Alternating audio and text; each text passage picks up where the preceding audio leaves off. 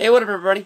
Stevie Breach coming to you. This is going to be a video on me attending SummerSlam Access and being able to be lucky enough to be able to meet The Shield. All three members, basically all at one time. Very, very cool to be able to meet the three guys. For the one thing that, SummerSlam Access was very special this year. They only sold out of meeting one wrestler for the VIPs. That one wrestler was John Cena. The one wrestler that they should have sold out for was Shawn Michaels. I'll talk about that in my experience video. But the day that the pre-sale happened, I went buck nasty buying the VIPs. I was able to meet another wrestler through eBay with somebody selling off some tickets late, trying to make sure that they didn't lose all their money. And that was how I met Daniel Bryan. But meeting The Shield was a priority for me this year, basically because no groups last forever. Every group has to come to a point when, they break up and they go their separate ways. Even if, maybe one guy leaves the group and they replace it, you'll never have the three original members. I know that Hogan, Hall, and Nash have done, sporadic autograph signings, and you've been able to get a picture with all three guys, but when it comes down to it, Scott Hall doesn't look like Scott Hall of yesterday, and just to be able to get these three guys all in their prime was the one best thing. I was an idiot for one reason. For some reason, I thought when I met these three guys, I thought they would be sort of in their gimmick as, wearing all black and everything like that. Seth Rollins was wearing a just sort of like a blue shirt with his normal everyday, baseball hat on. This sort of surfer folded up the bill, like maybe skateboarding is the best way to do it. I'm not 100% sure. Dean Ambrose was wearing some stupid yellow shirt with sunglasses.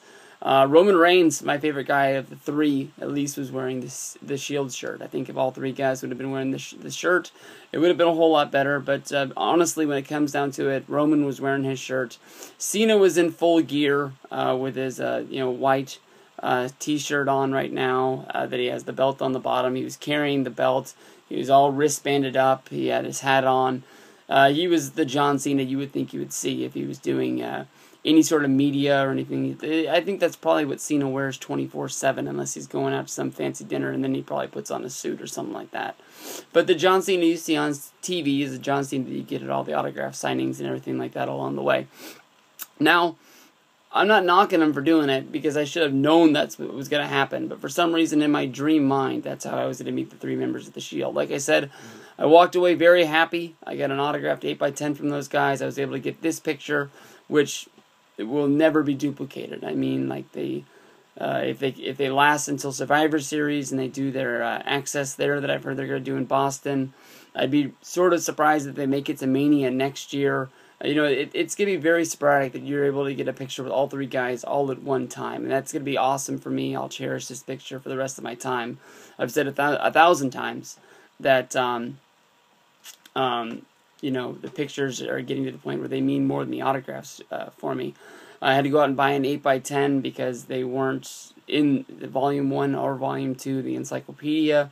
And it was a pretty sick picture, which I got off eBay. It's in one of my things. I'll show it in my autographs from SummerSlam video, which I'll get around to making sometime or another. The funny thing about this is that when access tickets first went on sale, there was an understanding that the premium VIPs, which were like your top dog guys, John Cena, Triple H, who else was the premium? Was it a premium VIP for Sunday? I can't remember. But those guys at the top echelon of best of the best guys. Probably Randy Orton was a premium VIP as well, I would guess. You were to go inside the Staples Center. Something happened along the way where that didn't happen, and basically they were just in the normal autograph signing booth that they normally do. This time they did two of the VIP lanes up front, so you were surrounding the ring as you were waiting, which was pretty awesome. Honestly, I thought that was really, really cool that we got to wait it in those queues, and you were able to watch the matches as they happened. So, there is some sort of entertainment. When you're in the other lines, you're basically at the mercy of whoever's standing around you, and hopefully that you can find somebody cool that you want to talk wrestling with, because most of the time you're going to be in these lines for 45 minutes to an hour, and if you're just standing there, not saying anything, you're going to be bored out of your mind. I always bring my iPod with me as a secret, and I have it in my bag, but I've never really pulled it out because I've honestly been able to find people to talk to in lines, whether it's talking about this, that, or the other. That the time flies by, and finally, before the end of the line, you're up there meeting the guys. I was waiting in this line with freaking 88. It was almost my fault that we didn't even get to meet these guys. I haven't had a chance to watch Yaya's video yet. I fell asleep watching it once the first night he put it up, but I fell asleep very early into it, probably in between 5 to 10 minute mark. So if he tells this story, I apologize, but we were walking.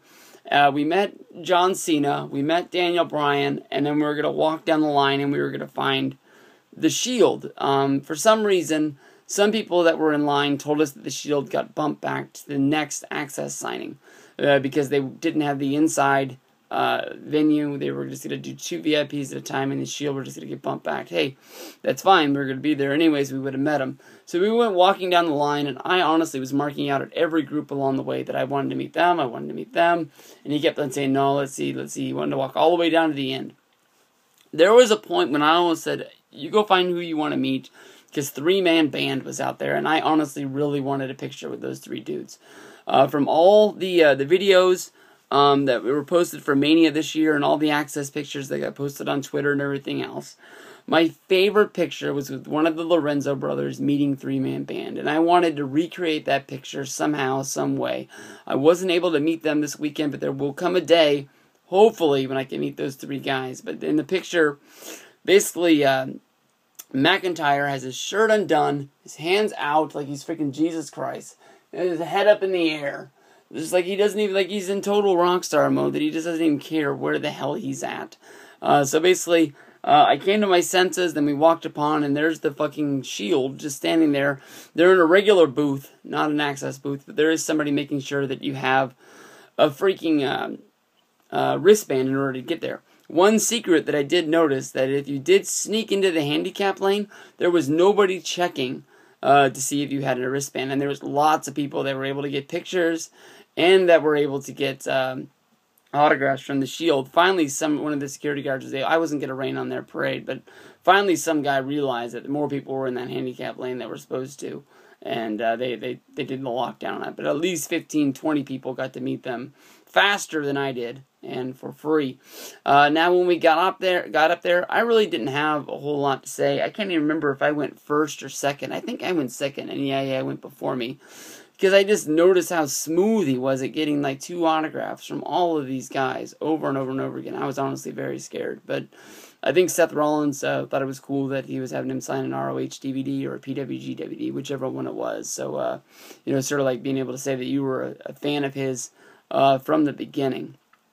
Along the way, and I exchange just pleasant hellos, and I'm a big fan. I appreciate everything you guys have done with Seth Rollins and Dean Ambrose. And then when I went to meet Roman Reigns, he noticed that I was a 49er fan, and we talked about the Niners. Now this is going to be the year, and I shook his hand and I appreciated the autograph, and I said thank you very much. But I wasn't going to be able to walk away with something that I didn't get that moment with the Shield. So I took a step, I stopped, and I turned around, like I pivoted back at him, and I said, Roman, if I can have one more second of your time, I don't want to knock these 2 guys at all.